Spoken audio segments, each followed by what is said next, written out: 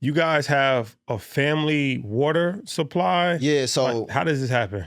we in connection with the family. So foundation is 2015. Me and my brother started our organization, Soul Society. Initially, the idea was Soul Academy because as I evolved, I realized the importance of the education system.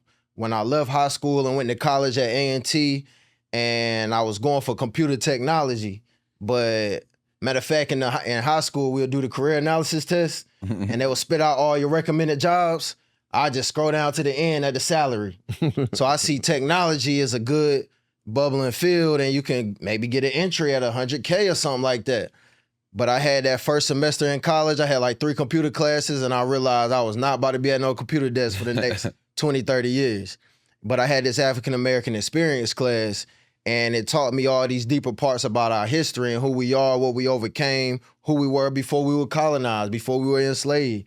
And I started to see more worth and value in myself during the time I was going through a depression, not seeing no worth and value in myself. So I realized how that empowered me. And then that second semester, I had a sociology class and another class that I had to read, The Miseducation of a Negro. And at that point, I realized this is by design. Our conditions are by design. And I can't just free myself of these conditions and not turn back, you know?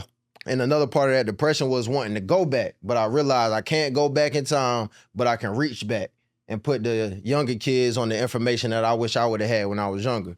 But so it started at Soul Academy as the organization, and that evolved to Soul Society. The deeper we learn about knowledge of self and the fact that we need our own community for these kids to dwell in. And then fast forward from 2015 to 2020, of us 5 years pushing the idea of one day we gonna have some land. In 2020, it was like, we need that now. And I promise you, when the mentality shifted from one day to we need it now, in like a month, we found ourselves on this land. Because I just started to reach out to my network, post on Facebook, who the local farmers? All the essentials being brought off the shelves. You could have $1 million at that point in time and might not be able to buy no good, clean water at the time. So I just started to reach out to who the local farmers. So it's not just about us getting our own one day. It was about who has it now that we can help and learn from. So we made the connection. I went to the land. We did the tour. I tried the water for the first time, and it was like, I promise you. And this is spring water? This is spring water. Okay. So right outside of Winston-Salem in Yadkinville, it's a little town called Yadkinville, and this is an indigenous family, Black indigenous family. So they got records of having the land for over 400 years. So it's like straight sacred land, rich crystal mineral-based land. So it's naturally mineralizing and alkaline in the water. So from there, I took a couple months to study and figure out how to express the value of the water. And by the time it was like, I had like $7 in my name. Matter of fact, I just hit a win maybe a month before just dealing with the stock options for the first time. I took that first pandemic check. Yeah. I put some, paid some bills, and the rest I put on some stocks and a couple options.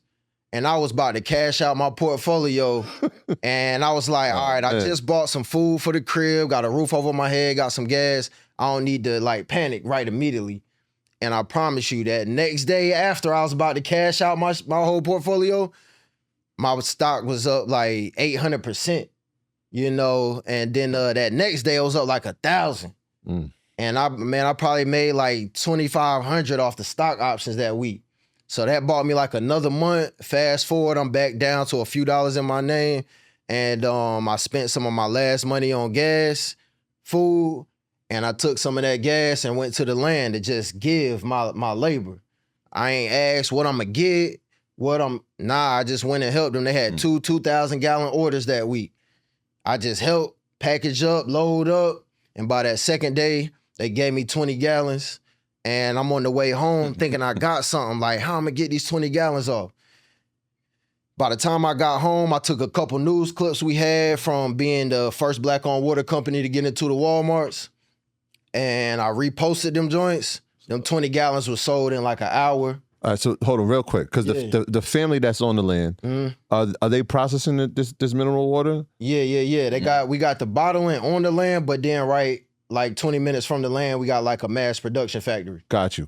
So Yeah. when you got there, you saw that this was there. Right. Yeah. And you asked how can I help be a part of it? Right. Got you. So your partners with them. Yeah. They had the water up and running already. Yes. Yeah. And you came in, you said like, I want to help out, I want to add value. Yep. Yeah. And initially as well, me and him, we got our entity Heavy Energy. So we was coming with the water under that umbrella.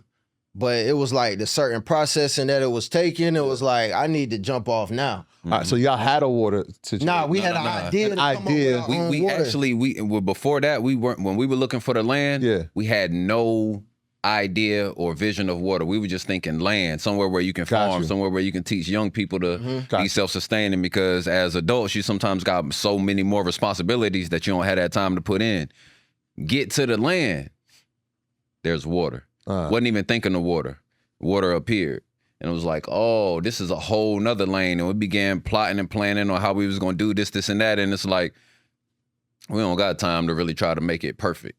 But we got time to make it happen right now. Yeah. Right. We got to get it started right now. And man, it was so crazy because like he said, he came back with those 20 gallons, got those things off. And in that process, I think we were getting ready to move into a whole nother place. So who was it? I think Black Dot had shouted the water out on his podcast or something like that. Well, Blue Pill did first, and that's how Black Dot found out about it. Yeah. So once Black Dot, I had literally, so I built our website because before that, I'm a hip hop artist as well. So before I went on tour, I didn't have money to pay nobody to build the website. So I had to figure it out myself. I just built the site. So we already had a site up. So once I realized like, all right, these orders about to go crazy. We need to at least go ahead and have somewhere where we ain't trying to contact and communicate with people through the DMs, because they was killing my man in the DMs trying to get the water. And so I'm over here trying to figure out the shipping. He communicating with people. I'm like, all right, let's get this site up. Thank God we got the site up, because by the time it got the Blue Pill and then the Black Dot, we in the middle of moving. And all I know is my man over here on the phone real heavy. I'm like, bro, we got boxes that need to be moved in. But the orders coming in so crazy that bro just locked in like, yo, and communicating with this person and sending them to the site. So it just went crazy from there. You know, not even thinking about the water. But the thing for me was that proper preparation prevents poor performance. We had the site up. We were ready. So we had a space to be able to send people and capture all that. And it was still a little overwhelming. But if we didn't have that particular thing already in place, it would have been So the family, the family that owns the land, right? Did they have the brand already? Yeah. Yeah. They had the live alkaline water brand.